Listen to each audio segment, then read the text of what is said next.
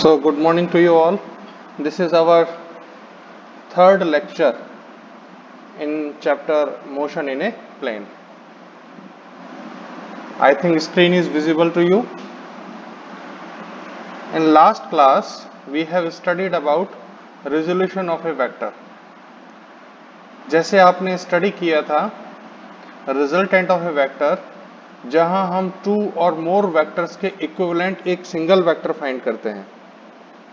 This is the reverse process of A vector. This is the reverse process. In this process, we generally split a vector in two or more component vectors. So the process of splitting a vector into its two or more component vectors in such a way that their combined effect is same as the given vector, then such process is known as resolution of a vector. मतलब हम एक vector को to और मोर component vectors में split कर सकते हैं और इस टाइप से हम स्प्लिट करेंगे कि उन सभी का रिजल्टेंट आपका जो गिवन वेक्टर है वही हो. For example, the given vector is R and you have to split this r in two directions.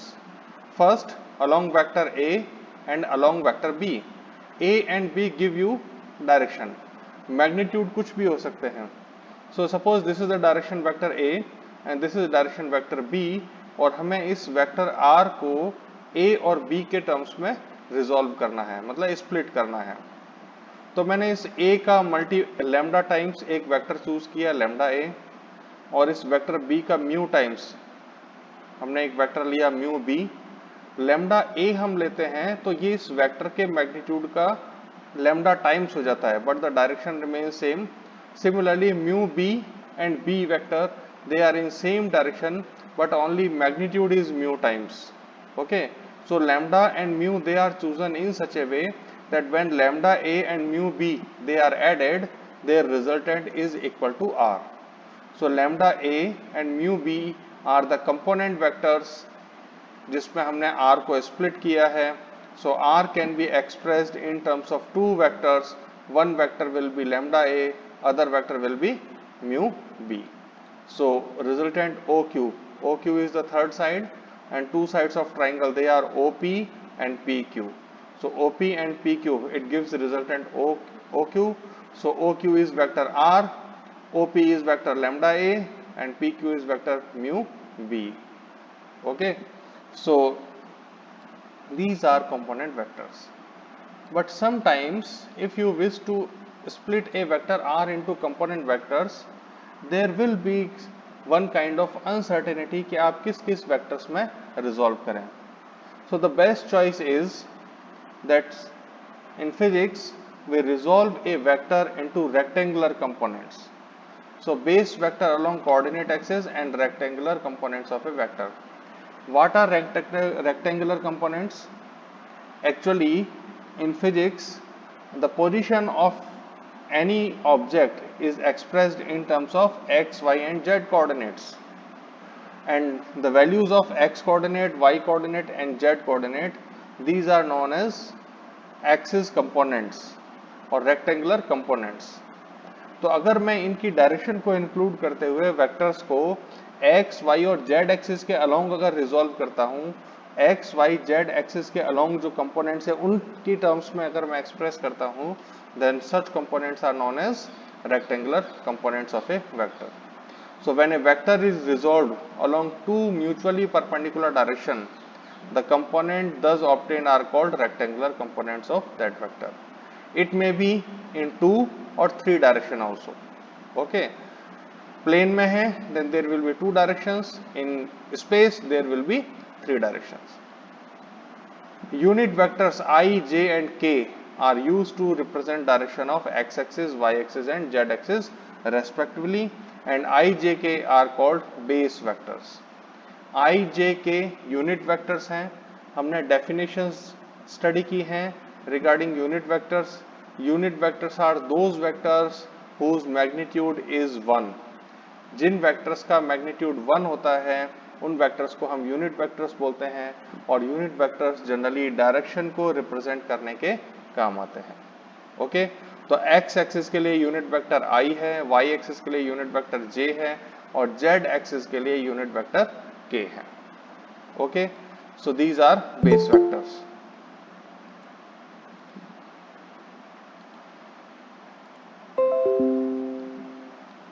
Now we are resolving a vector in two dimensions.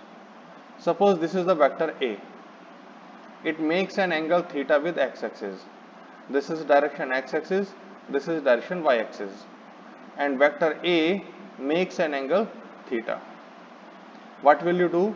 You will draw two perpendiculars, one on x-axis, other on y-axis. Perpendicular on x-axis is PM, perpendicular to OX, and perpendicular on y-axis is PN. So PN is perpendicular to OY. Okay. Now OMPN is a parallelogram. You can see OMPN is a parallelogram. OM and ON are adjacent sides, and OP is the diagonal. OP is the diagonal.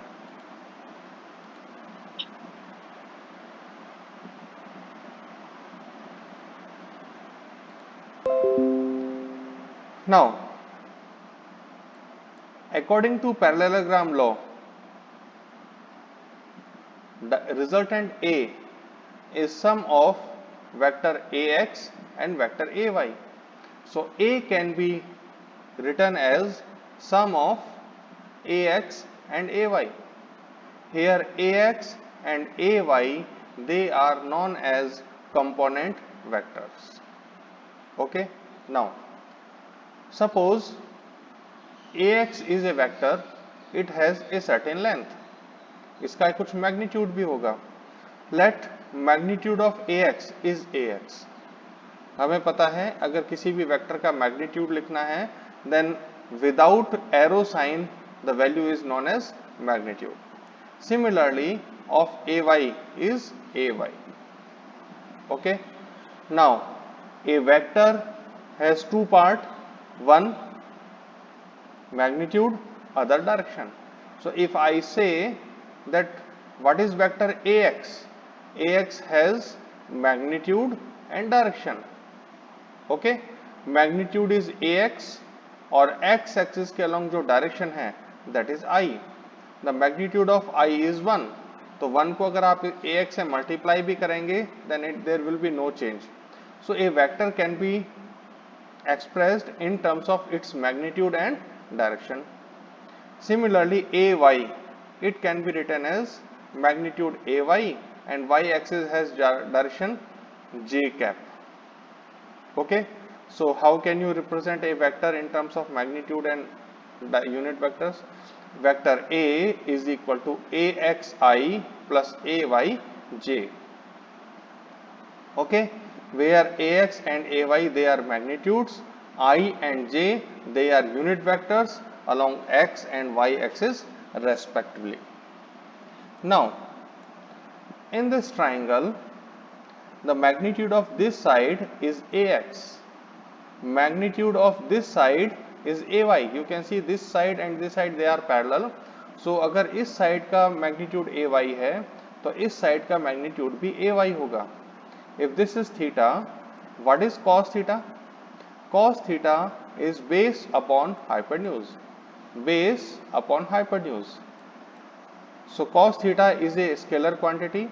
So we will write the magnitudes only, not the vector form. So cos theta base is AX and hypotenuse A is a vector. तो इसके magnitude को हमने A से represent किया है. So AX upon A is equal to cos theta. So AX is equal to A cos theta. So this is the way. अगर आपको A का magnitude पता है और theta पता है, then you can find out magnitude of X component of vector. Similarly, this is AY, this is perpendicular and this is hypotenuse. Perpendicular upon hypotenuse is sin theta. So you can say AY is equal to A sin theta. Now if it is right triangle, then यहाँ पर एक theorem और apply कर सकते हैं, square of the hypotenuse is equal to sum of the squares of base and perpendicular. So a square is equal to ax square plus ay square. So you can say a is equal to under root ax square plus ay square. तो अगर आपको components पता हैं तो इस फॉर्मूले से magnitude find कर सकते हैं रिजल्ट का, और अगर आपको रिजल्टेंट का मैग्नीट्यूड पता है तो इन दो फॉर्मूला से आप x और y कंपोनेंट फाइंड कर सकते हैं. Okay, now tan theta, how can you find out direction? अगर कंपोनेंट्स पता है तो आप डायरेक्शन कैसे फाइंड कर सकते हैं? tan theta is perpendicular upon base, perpendicular is ay, base is ax, so it is ay upon ax.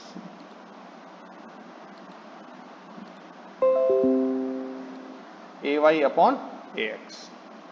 So this is the method of calculating resultant if the components are given. और अगर आपको resultant और theta पता है, this is the expressions for calculating x component and y component, then resultant can be expressed in terms of component in this way. तो ये method था. अगर आपको हाँ सर इसके साथ आई कैप यूज होगा क्या? हाँ, आई कैप. ये कंपोनेंट हम सिर्फ मैग्नीट्यूड्स लिख रहे हैं, ये मैग्नीट्यूड्स हैं. ax जब आप इसको वेक्टर फॉर्म में लिखेंगे then vector can be expressed in terms of vectors only. So this is the magnitude part and this is the direction part. I cap represents direction and this is magnitude. So magnitude with direction becomes a vector. Similarly, magnitude with a direction becomes vector. So vector added with vector gives a vector. Okay. So जब आप इसको vector form में लिखते हैं then we will write magnitude with direction. Here we are calculating magnitudes. Direction तो हमें पता है, जो कंपोनेंट x एक्सिस के अलोंग है उसकी डायरेक्शन आप i कैप से रिप्रेजेंट करेंगे, और जो कंपोनेंट y एक्सिस के अलोंग है उसको आप j कैप से रिप्रेजेंट करेंगे. तो अगर आपको रिजल्टेंट का मैग्नीट्यूड गिवन है, a गिवन है और थीटा अगर आपको पता है, you can find out value of ax and you can find out value of ay. Similarly अगर आपको कंपोनेंट्स पता है तो आप उनके रिजल्टेंट का मैग्नीट्यूड पता लगा सकते हैं और रिजल्टेंट की डायरेक्शन पता कर सकते हैं. तो रिजल्टेंट थीटा एंगल पर था तो tan थीटा की वैल्यू आ जाएगी. फिर हम tan थीटा की जो टेबल होती है उसमें थीटा की वैल्यू फाइंड आउट कर लेंगे. जैसे tan थीटा अगर 0 है तो 0 होगा, 30 डिग्री पर 1/√3 होता है, 45 पर 1 होता है, 60 पर √3 होता है और 90 पर इनफाइनाइट होता है. तो हमारी जो भी वैल्यू आती है ay अपॉन ax से, उसको हम tan की टेबल में जा करके उसके कॉरस्पॉन्डिंग थीटा की वैल्यू फाइंड कर सकते हैं. देन tan की टेबल में हम कैसे देखते हैं, ये मैं एक दिन आपको tan साइन कॉस और tan की टेबल को स्कैन करके उससे समझा दूंगा कि अगर आपको tan थीटा की वैल्यू पता है तो उसे आप थीटा कैसे फाइंड करेंगे. Okay,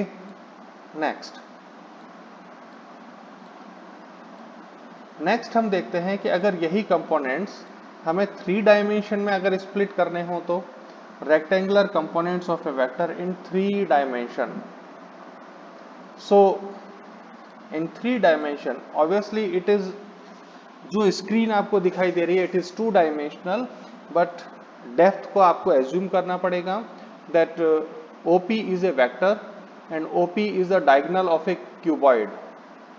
OP is the diagonal of a cuboid. आप देखें this is a cuboid और उसका जो diagonal है वो OP है.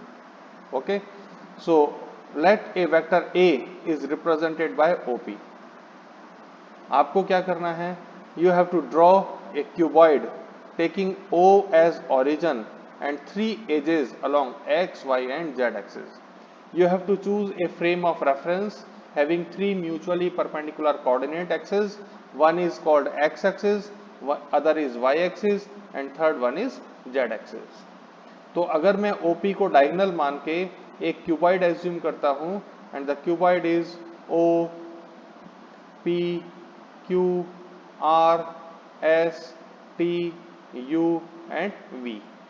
These are 8 edges of this cuboid. तो अगर मैं इस पॉइंट P से सभी एक्सिस पर परपेंडिकुलर ड्रॉ करता हूं. This is first perpendicular, this is second perpendicular and this is third perpendicular.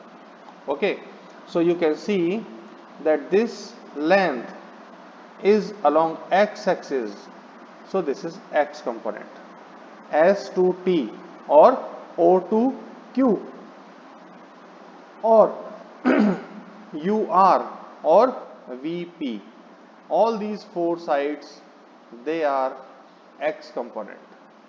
O to Q, S to T, R to U and V to P, all these sides are AX. This is vector AX and its length is equal to AX.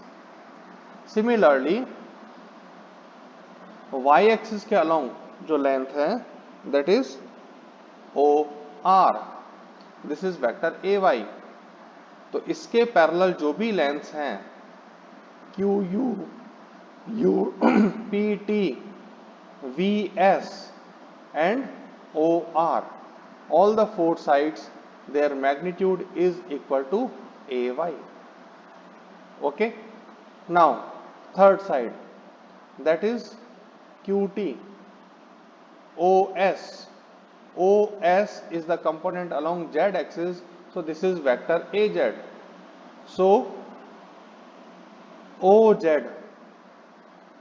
RV, UP and QT, this side is equal to AZ. Okay, now हम इस P तक कैसे पहुंचे?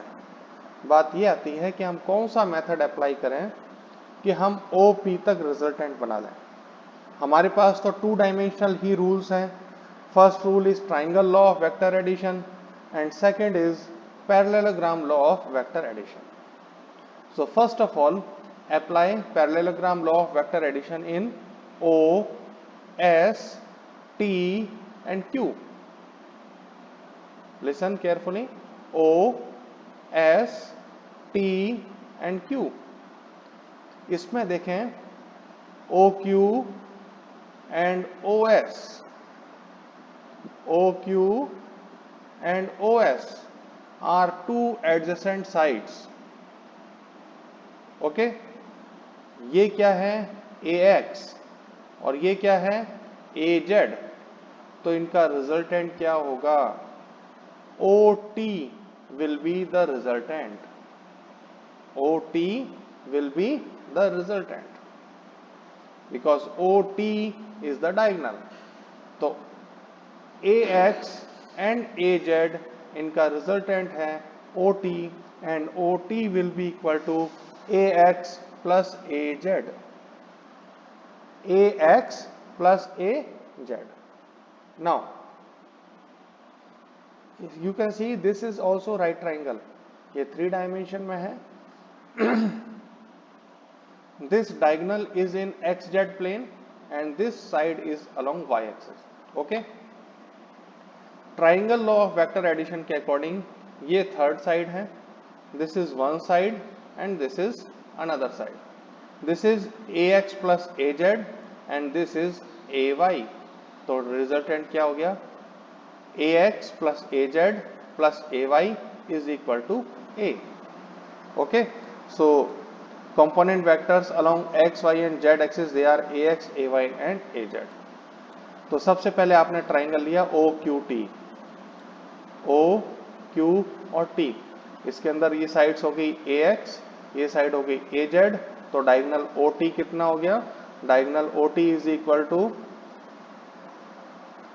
OQ plus QT is equal to OT. Now फिर आपको triangle लेना है OT and P. तो इसमें OT plus TP is equal to OP. So OP is equal to OT plus TP. What is OT? It is QT plus OQ plus TP. You can see it is TP is AX, OQ is AY and QT is AZ. So resultant A is equal to component vector AX plus component vector AY plus component vector AZ. Now this vector AX can be written as magnitude AX and direction I. AY can be written as magnitude AY and direction J cap. AZ can be written as AZ and direction K cap. Okay, AX, AY and AZ.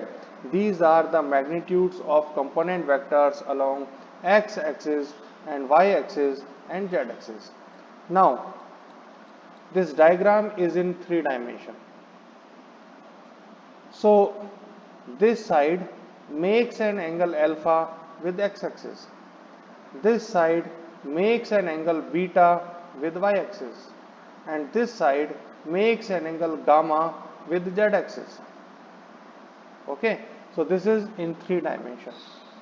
Now, if this side makes an angle alpha with X axis, obviously all the 3 angles are different. You can say cos alpha is AX upon A. You can say cos beta, it is AY upon A. And cos gamma, it is AZ upon A. So from these relations, you can find out values of AX, AY and AZ. AX is A cos alpha, AY is A cos beta, and AZ is A cos gamma. Okay, then how can you find out magnitude of A? Magnitude of A already relation is known to you. OT square is equal to OQ square plus QT square. OT square यहाँ put कर दें. OP square is equal to OQ square plus QT square plus TP square. So A square is equal to AX square plus AY square plus AZ square. Okay, वही triangle का relation है. हमने उन्हीं 2 triangles में Pythagoras theorem apply की है और Pythagoras theorem के थ्रू हमने रिजल्टेंट वेक्टर फाइंड किया है. First one was OTQ. OT is the hypotenuse. OQ and QT are perpendicular and base. And OPT is in this triangle. OP is hypotenuse. OT and TP are base and perpendicular. The value of OT square is already OQ square plus QT square. इनकी values को put कर दें. You will find A square is equal to AX square plus AY square plus AZ square. Okay. So using this relation, you can calculate A. A is equal to under root AX square plus AY square plus AZ square. So this is a way of calculating magnitude of a vector A who is in 3 dimension or in 3D. I think it is clear to you. Walking of a person is an example of resolution of forces. किसी भी surface पर walk करना ये example है resolution of vectors का. अब ये example किस वे में है ये देखते हैं. नाउ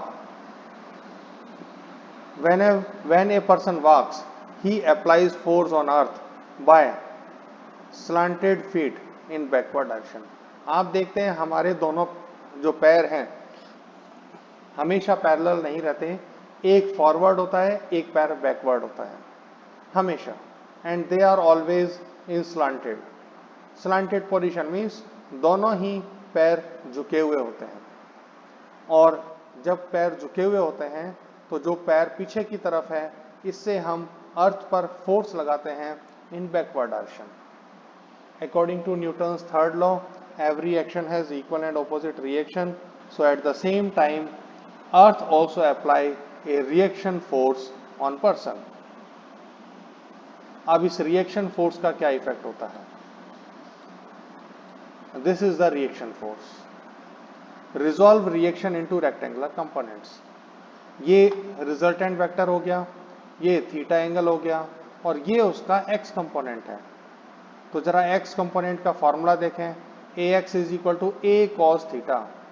तो ये x कंपोनेंट अगर है और अगर ये r है तो इसका x कंपोनेंट हो जाएगा r cos theta. What is y component? y component is a sin theta. तो a की जगह आप r लिख दें, it is r sin theta. अब ये कंपोनेंट्स क्या करते हैं? r sin थीटा की डायरेक्शन वर्टिकली अपवर्ड है, लेकिन उस व्यक्ति का वेट भी काम करता है और वेट वर्टिकली डाउनवर्ड होता है। तो ये जो वर्टिकल कंपोनेंट है r sin theta, it balances the weight of person, ये उस व्यक्ति के वेट को बैलेंस करता है। So r sin theta is equal to mg, m is the mass of that person, तो उस व्यक्ति का जो वेट है that will be mg। Now what about horizontal component? Horizontal component is r cos theta and it enables the person to move in forward direction. क्योंकि व्यक्ति आगे की तरफ चल रहा था, you can see in this direction, person tends to move in forward direction, तो forward direction में चलने के लिए जो force required है that is provided by component r cos theta। तो अर्थ ने जो रिएक्शन फोर्स लगाया था उस रिएक्शन फोर्स को हम दो पार्ट्स में डिवाइड कर देते हैं। r cos थीटा हमें आगे चलने के लिए रिक्वायर्ड फोर्स प्रोवाइड करेगा, but the vertical component r sin theta it is used to balance the weight of that person. Okay, that is why we whenever we move we keep our legs और feet slanted. हम सीधे पैर रखें कि एक पैर इस type से और दूसरा पैर उसके पैरेलल, दोनों लेग्स को पैरेलल रखे हम नहीं चल सकते। हाँ, हम कूद सकते हैं, फुदक सकते हैं चिड़िया की तरह, but we can not walk. Okay, so if you wish to walk on surface of earth, you must keep your feet slanted, one feet forward and one leg forward and one leg backward. Okay, so this is the way we walk on the surface of earth. Here Newton's third law of action and reaction is applicable, and second, here the resolving method, the component vector phenomena is also applicable. Walking of a person is an example of resolution of forces, कि forces के different components होते हैं और उन्हीं base पर हम forward direction में चलते हैं। ओके, सो यहाँ पर हमारा एक पोर्शन कंप्लीट होता है वेक्टर्स को रिजॉल्व करना उनके कंपोनेंट वेक्टर्स में। तो आज की जो क्लास है उसके कंटेंट को हम यहीं कंप्लीट करते हैं। नेक्स्ट क्लास में हम न्यू टॉपिक से स्टार्ट करेंगे। ओके, सो अभी हम डाउट सेशन लेते हैं। अगर आपके किसी पोर्शन में कोई डाउट है, you may ask me. Okay, that's all for today, have a good day.